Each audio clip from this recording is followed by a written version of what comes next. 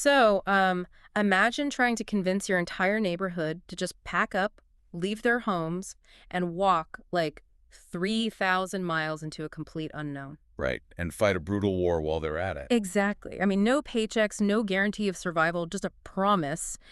You'd think it would take this massive, highly organized military machine to pull that off, right? Oh, absolutely. Conscription laws, years of logistical planning, the whole 9 yards. Yeah, but looking through today's source text, which is this fascinating collection of historical excerpts known as Al-Nas al-Mulsak, or the pasted text, we found that it didn't start with armies at all. It really didn't. No, it Yeah. actually started with just fear, faith, and a single speech. So, welcome to today's deep dive. I'm your host, and today we are jumping into the First Crusade to figure out how this unbelievable mass mobilization actually happened. And I'm your expert guide for this journey. Super excited to be here. Great to have you. So, our mission today is to explore how this event permanently altered the geopolitical landscape of the medieval world and, what that means for you looking back at history today. Yeah, and to understand the sheer scale of what you're describing, we really have to travel back to the 11th century. We have to, put ourselves in the mindset of a person living in Europe at that time. Which is a very different world. Oh, totally. This is a profoundly religious world. The Roman Catholic Church is essentially the operating system of society. Right. It dictates almost every aspect of daily life, economics, politics. Yeah. For the ordinary person, the physical world is just temporary but eternal salvation. That is the absolute core of their existence. In reading these excerpts, it really struck me how that mindset created a very specific mental geography for these people. There is a literal center of the world for them, and it's Jerusalem. Yes, exactly. It's not just some, distant city on a map. It is the physical site of Christ's crucifixion and resurrection. I mean, thousands of pilgrims are subjecting themselves to these grueling, dangerous journeys every single year just to touch the stones there. And that devotion, that deep-seated belief, is the underlying fuel for everything that follows. But, to ignite it, you need a spark. Right. And that spark comes from the shifting tectonic plates in the East, doesn't it? It does. So while Europe is steeped in this religious fervor, the Byzantine Empire, operating out of Constantinople, is basically acting as Christianity's eastern shield. And Constantinople is an absolute fortress at this time. It's incredible. Massive triple-layered walls, an incredibly wealthy economy, and a professional standing army. But the text outlines this catastrophic shift happening right on their borders. There's a new power called the Seljuk Turks pushing in from Central Asia, Right. and they've embraced Islam, and they aren't just some large, unorganized force. They are a highly disciplined, rapidly expanding military machine. And the collision between these two powers results in a complete shattering of the old world order. Because in 1071, the Byzantine army faces the Seljuks at the Battle of Manzikert. And it does not go well for them. It's a disaster. The Byzantine forces are annihilated. They lose massive swaths of Anatolia, which is modern-day Turkey. Wow. And to understand why that matters, you have to look at the mechanics of the Byzantine state. Anatolia wasn't just like a border province. It was the empire's breadbasket.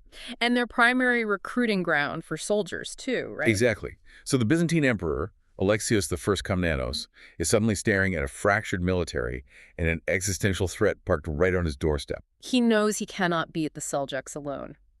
So, Alexios looks to Western Europe. He sends ambassadors to Pope Urban II, asking for a contingent of trained professional knights to help him recover his lost territory. A very measured, specific request for mercenaries.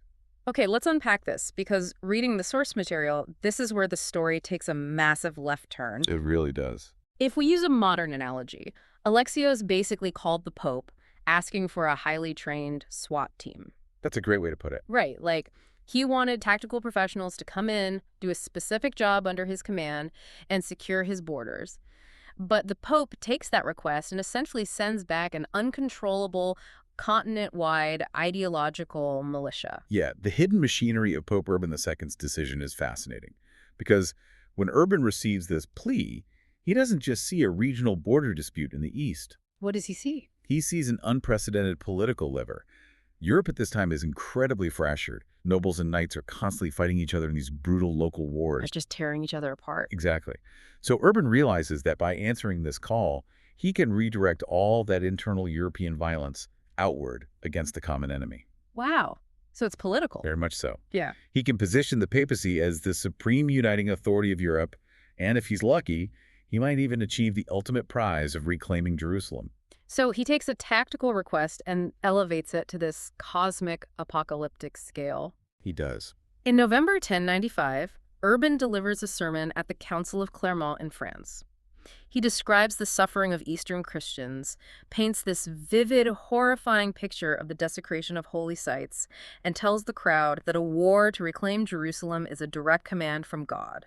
And the chroniclers note the crowd erupting, chanting, Deus vult, which means God wills it. God wills it. It gives me chills just thinking about the energy in that crowd. But it wasn't just that one speech, Urban set a massive public relations machine into motion. How so? Bishops and monks fanned out across Europe, preaching this message in every town, square, and parish. They promised that anyone who undertook this armed pilgrimage would receive a remission of their sins. And the response is an absolute logistical nightmare. Because the Pope's message was so broad, it didn't just appeal to the professional knights Alexios wanted. No, it appealed to everybody. The text describes powerful nobles selling their castles to fund the trip, but also ordinary farmers just dropping their plows and walking east with their families. Which creates a deadly divide. The first wave to leave in 1096 becomes known as the People's Crusade. Right. Tens of thousands of commoners, led by a charismatic preacher named Peter the Hermit. And they are not ready for this. Not at all. They have no supply wagons, no quartermasters, and absolutely zero military discipline. I mean, an army cannot feed itself on zeal alone. So what happens to them? When they reach Anatolia, they are starving, disorganized, and they stumble right into the path of the highly disciplined Seljuk professional army. It's an absolute slaughter. The text makes it clear the Seljuks completely wipe them out. Yeah. But while the People's Crusade is being destroyed, the actual military campaign, the Prince's Crusade, is grinding into motion back in Europe, and this is a totally different beast. Entirely. You have major nobles like Godfrey of Bouillon, Bohemond of Taranto, and Raymond of Toulouse leading these massive organized retinues. We are talking about the full medieval war machine here. Heavily armored knights on destrier war horses, supported by infantry, archers, blacksmiths, fletchers, and massive supply trains. So when these professional armies finally converge on Constantinople, the cultural friction is just intense. Oh, I can only imagine. The Westerners are staring at a city of 500,000 people with running water, paved streets, and the towering dome of the Hagia Sophia. But Emperor Alexios is looking down from those walls at these massive armies, and he is terrified. Understandably so. Right. So before he lets them cross the Bosphorus into enemy territory, he forces the Crusader lords to swear a binding oath. They have to promise that any former Byzantine territory they capture must be handed directly back to him. Write the oath. And I have to ask you, if they are supposedly allies fighting the same enemy, why is Alexios forcing them to sign the medieval equivalent of a strict non-compete clause? Well, Alexios is a pure pragmatist. A massive army of heavily armed, religiously motivated warriors camped in your suburbs is a profound threat. Yeah, that makes sense. He knows these Western lords are ambitious men who want to carve out their own kingdoms. By forcing them to swear this oath, he's legally binding them to act as a proxy army for the Byzantine state. So he lets them take the hits and expend their resources while he reaps the territorial rewards. Exactly. It's a brilliant, if cynical, political move. So with the oath sworn, they cross into Anatolia, and this high-minded ideological zeal finally smashes into the brutal reality of medieval warfare. And their first major target is Nicaea in the spring of 1097. The city is heavily fortified with massive stone walls, but what makes it so difficult is that it sits right on the edge of Lake Ascania. Which is a huge tactical problem. Right, because a traditional land army cannot completely surround it, so the city can just keep bringing in supplies by boat. The Crusaders settle in for a long, grinding siege. But Alexios decides to resolve the issue using Byzantine engineering and diplomacy. Without telling the Crusaders, right? Without telling them at all. He has his engineers drag a fleet of Byzantine ships overland on wooden rollers and just drop them into the lake, completely cutting off Nicaea's waterborne supply lines. And here's where it gets really interesting. The defenders inside Nicaea realize they are starved out. But they also know the Crusaders are sitting outside the walls, waiting to sack the city and take all the wealth. So what do? They quietly negotiate a surrender directly with Alexios' agents. Wow. The Crusaders wake up the next morning, ready for an assault, only to see Byzantine banners peacefully flying over the towers. The city surrendered, but not to them.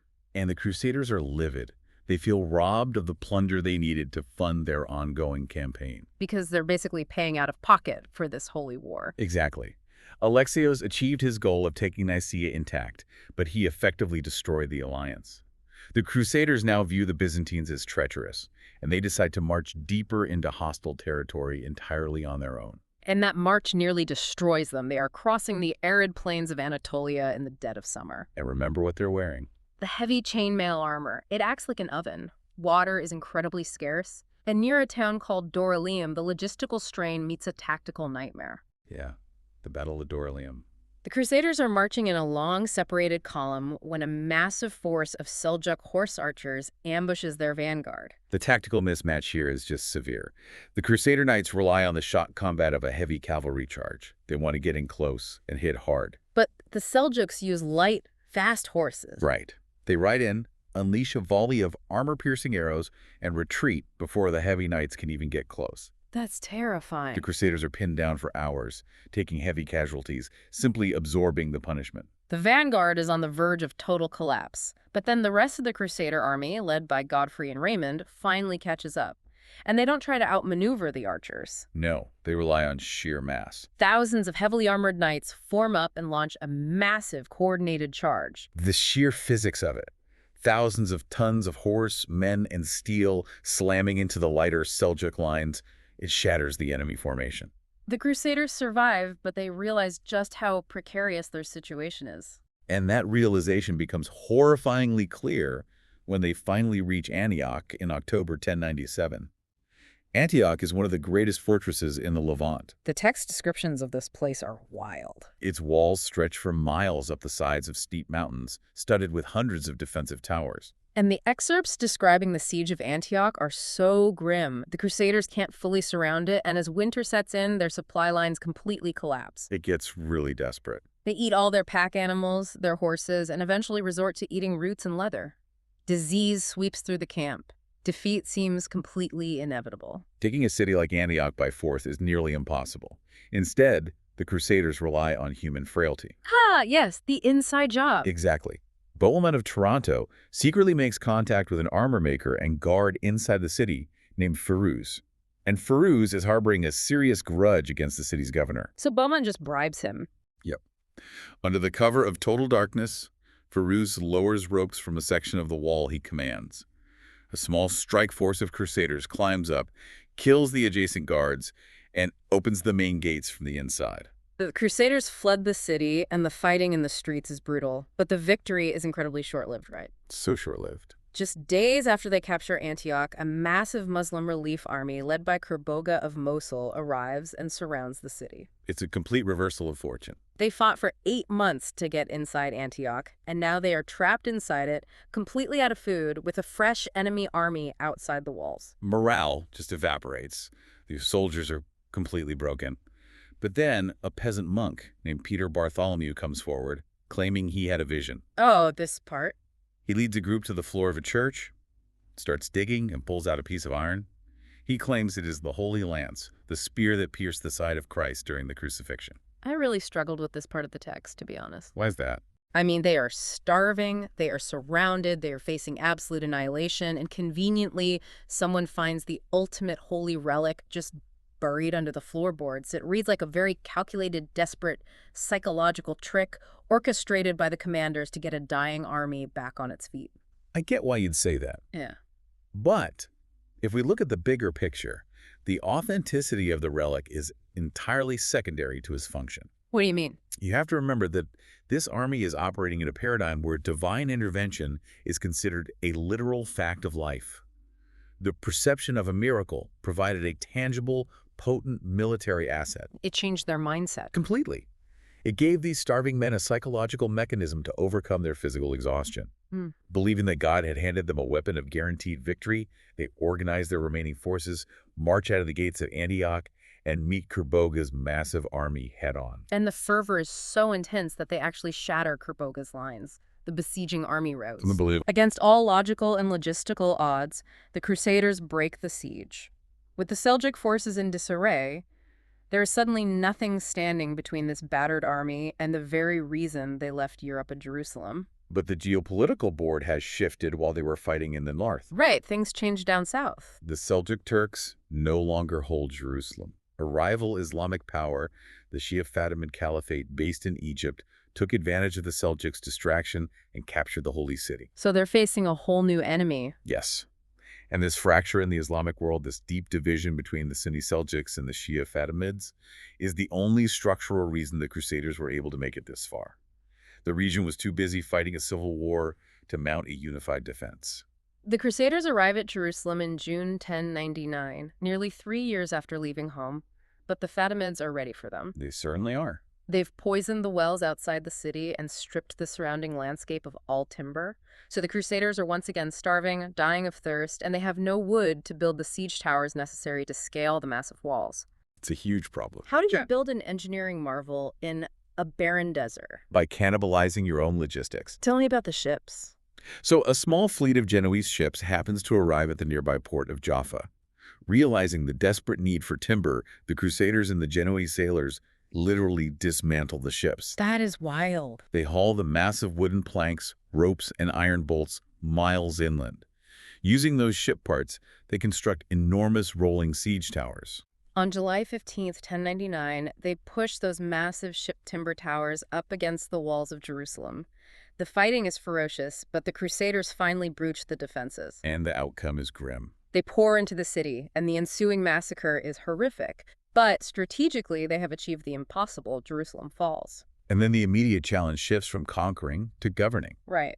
Who's in charge now? Godfrey Bouillon is selected to lead, but he famously refuses to wear a crown of gold in the city where Christ wore a crown of thorns, so he takes the title Defender of the Holy Sepulchre. So, after Godfrey dies, his brother Baldwin steps in and has absolutely no problem taking the title of king. No problem at all. They carve the region up into 4 new Crusader states: the Kingdom of Jerusalem, the County of Edessa, the Principality of Antioch, and the County of Tripoli. And to hold this territory, they start building massive stone castles everywhere. They even invent a totally new concept, military monasticism, creating orders like the Knights Templar to protect pilgrims and garrison these fortresses. Yeah, the Templars and Hospitallers. So what does this all mean for us? When the dust settles, did Pope Urban's grand vision actually work, or did they just build a house of cards? From a structural perspective, they built a geopolitical anomaly that was destined to fail. Why is that? The Crusader states were entirely isolated. They are this narrow strip of European outposts relying on a fragile, month-long maritime supply chain back to Italy and France. Right, they're far from home. And more importantly, they are surrounded by displaced Muslim powers who are beginning to realize that their own internal divisions are what allowed the Crusaders to succeed in the first place. And the ticking clock finally runs out in 1144. A Muslim ruler named Imad ad-Din Zengi targets the county of Edessa, which is the northernmost and most exposed of the Crusader states. He lays siege to it, undermines the walls, and captures the city. The fall of Edessa completely shatters the myth of Crusader invincibility in Europe. But more importantly, for you listening, it forces us to synthesize exactly how massive historical shifts operate. Exactly. This entire era is a masterclass in how simple actions spiral out of control. Right. Emperor Alexios just asked for a few thousand mercenaries to secure a border. And Pope Urban co-opted that plea to unite European nobility under his own banner. But while ideology and faith are powerful enough to mobilize tens of thousands of people across continents, wars are ultimately decided by logistics, supply chains, and the ability to adapt. The Crusaders succeeded initially because they possessed extraordinary military engineering and because their enemies were fractured. But the moment they settled into their new kingdoms, the mechanics of power began to turn against them. Which leaves us with one final detail from the very end of our source text for you to mull over. The fall of Edessa proved to the Islamic world that these Western invaders could be beaten. It sparked a realization that unity was the only path forward. And somewhere in the aftermath of these battles, a young Kurdish commander was watching, learning, and beginning his own rise to power. A very famous figure. A man who would eventually unite Egypt and Syria and change the fate of Jerusalem forever. His name was Saladin. The ultimate irony of the First Crusade is this. By launching an unprovoked, brutal invasion into a fractured Middle East, did the Crusaders inadvertently forge the very unified weapon that would eventually destroy them? It's a fascinating question, and one that proves how the echoes of a single speech in France can reshape the world for centuries. It really is. Thank you so much for joining us and taking this deep dive into the pasted text with us today. Keep questioning, keep exploring, and we'll see you next time.